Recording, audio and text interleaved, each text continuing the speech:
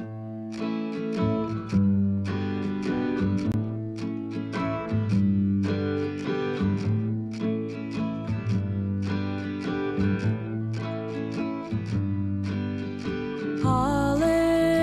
ocean, still in motion. How could you go? Old video, innate finite, gave you quinine. I'm alright.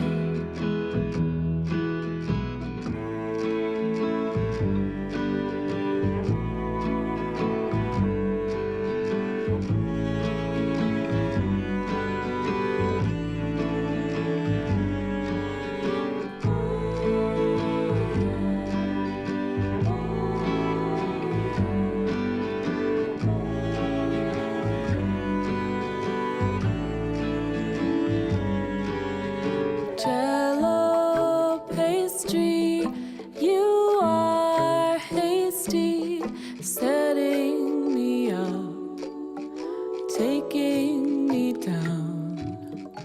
There's no will, 'cause you're a million. I'm alright. You sleep tight. I'm alright. I'm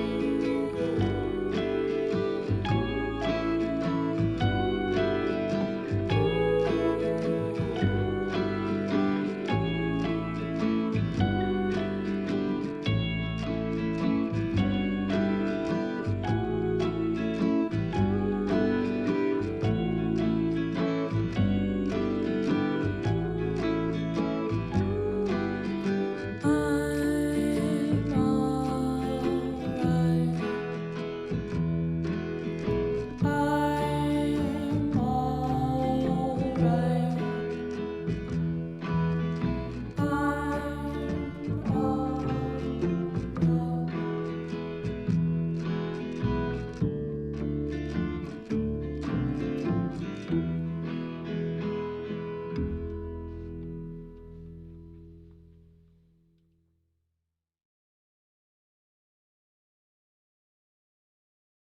Hi, my name is Kimaya Diggs, and I'm a musician, writer, and teaching artist based in Western Massachusetts. Welcome to my Black Music History series, produced for Black History Month and hosted by CouchMusic.Live. Thank you also to the kind folks who have sponsored this series. If you're just joining us, this is part one of a 4-part series on Black music history. Every week, I'm tackling a different topic in hopes of deepening your connection to Black history and Black music and musicians. This week, our focus is going to be protest music. So protest music is nothing new. Both in the United States and around the world, people have used song to convey their discontent with things: the government, discrimination, war, and other social issues. Communal singing is a larger part of life in other countries, for example in South Africa, where many communities gather to sing together and mark life events as cultural touchstones, while we here in the US don't often sing together. Some of us sing at church or in choir, or when we all sing happy birthday with varying levels of enthusiasm, but it's rare that groups of Americans get together just to sing, especially these days.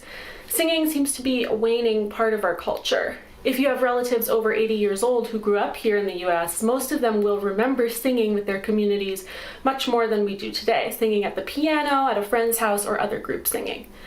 Today, there's this notion that if you can't sing, you shouldn't sing, or that if your voice isn't strong, you should just stay quiet. Now, as a music teacher, I really disagree with this. I feel like music is a gift that should be accessible to all of us, and all of us have something to contribute with our voices.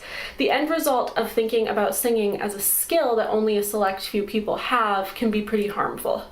Sure, not all of us are going to sell out Carnegie Hall or make a best-selling record, but we can all use our voices as tools for positive change, and one way to do this is through protest music.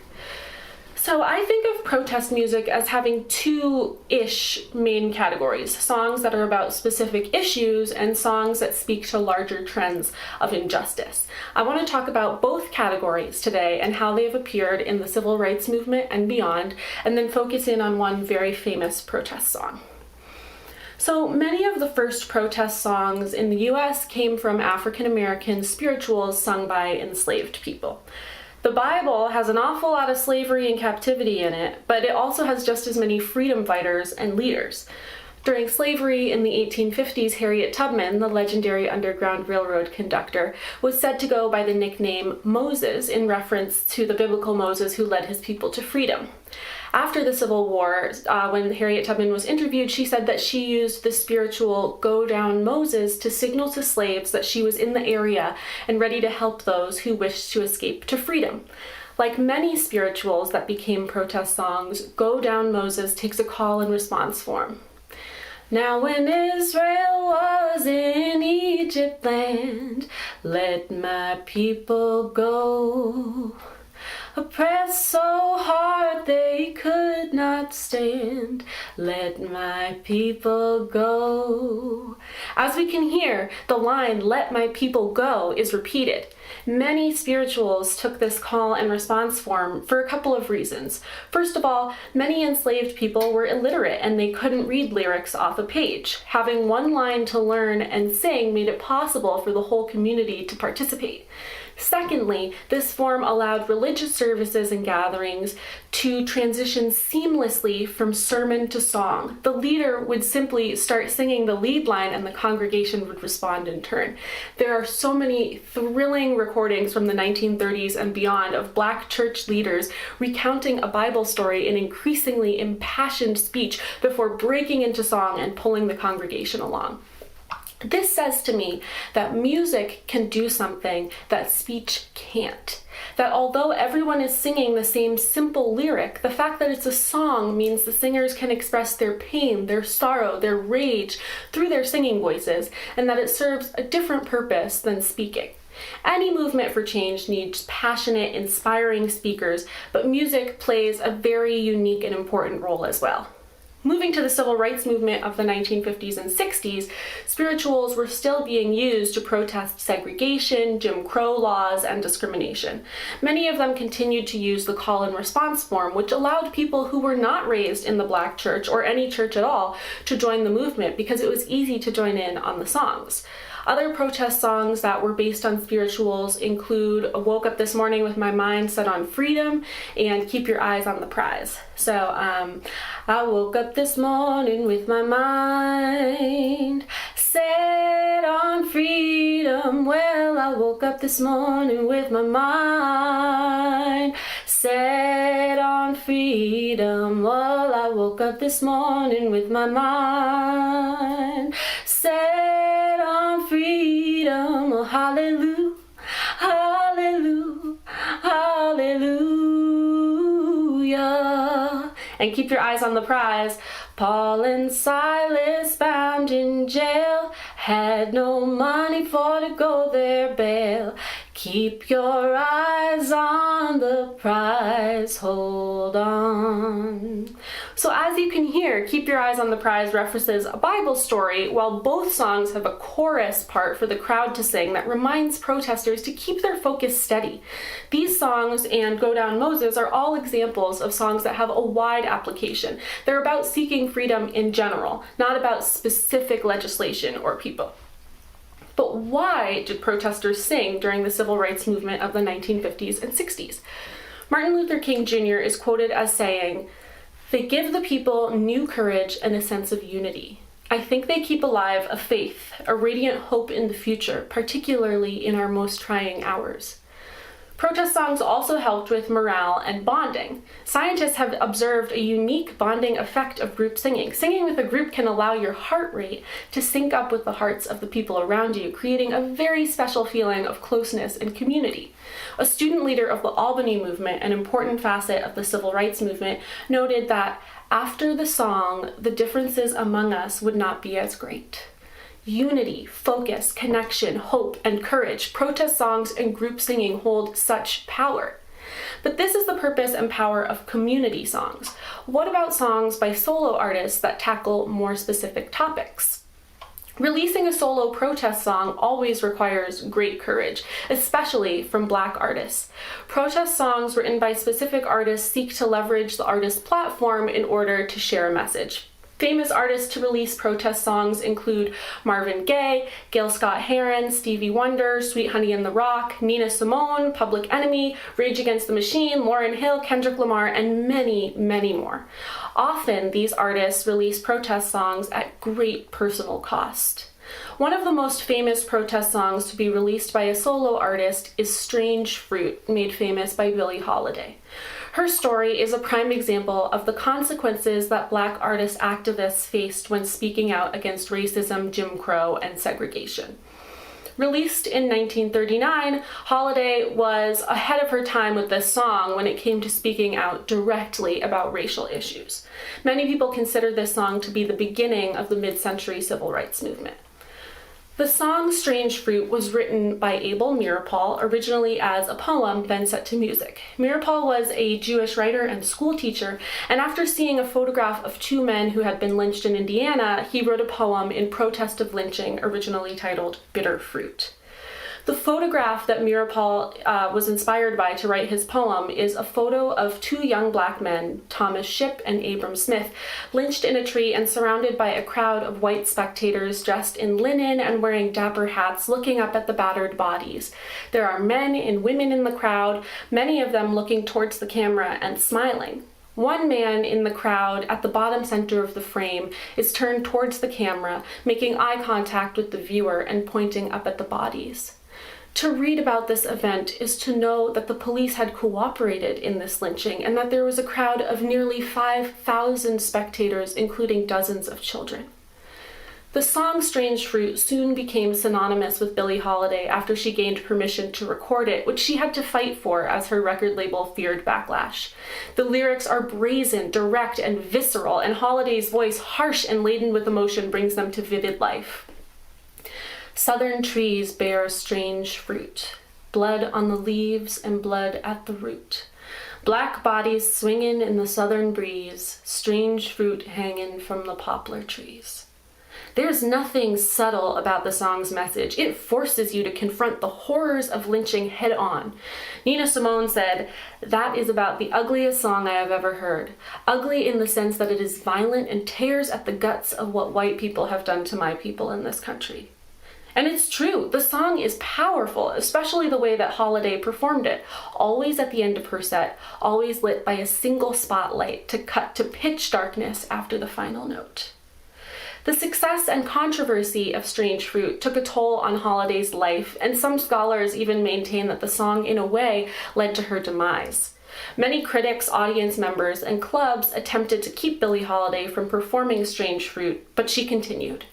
At this point, her defiance drew the attention of Federal Bureau of Narcotics Commissioner Henry Anslinger. Even by 1930 standards, he was considered to be extremely racist.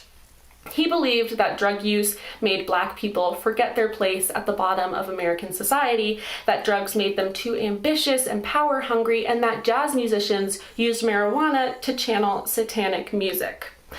Billie Holiday herself was a drug user, in part to cope with her incredibly traumatic childhood.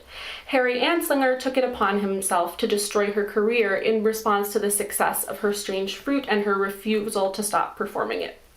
After sending agents to track Holiday and frame her for heroin use, she went to jail and lost her performer's license, which was required at the time for all performers who worked in clubs and bars.